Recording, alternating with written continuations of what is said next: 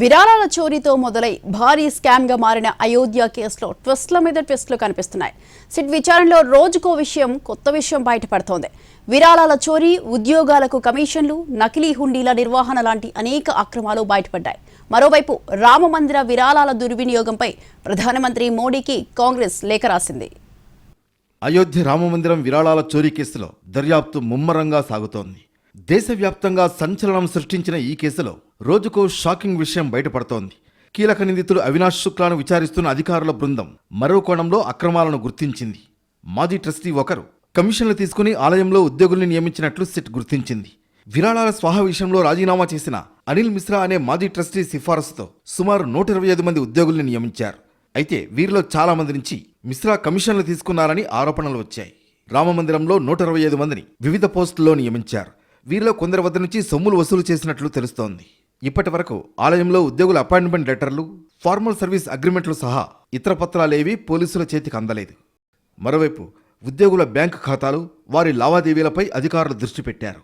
నియామకాల తర్వాత ఏమైనా భారీ లావాదేవీలు జరిగాయా, నిందితులు డబ్బును ఎలా వినియోగించారు, ఎక్కడికి బదిలీ చేశారు అనే అంశాలను గుర్తించేందుకు బ్యాంకు లావాదేవీలను లోతుగా పరిశీలిస్తున్నారు.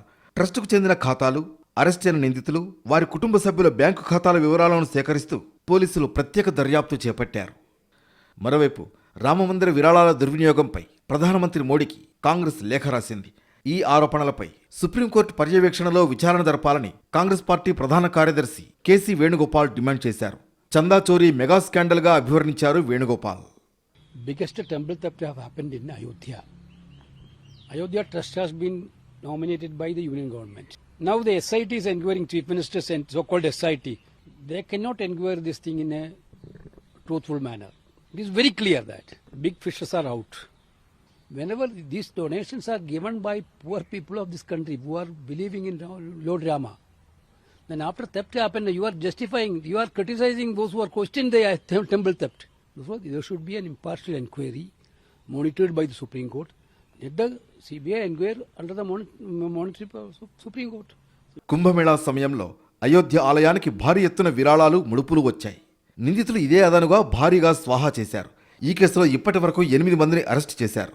సిట్ విచారణలోనే ఈ స్థాయిలో అక్రమాలు బయటపడుతుంటే ఈడీ ఎంట్రీ ఇస్తే విరాళాల వివాదం ఇంకా ఎన్ని మలుపులు తిరుగుతుందా అనే ఆసక్తి ఏర్పడింది.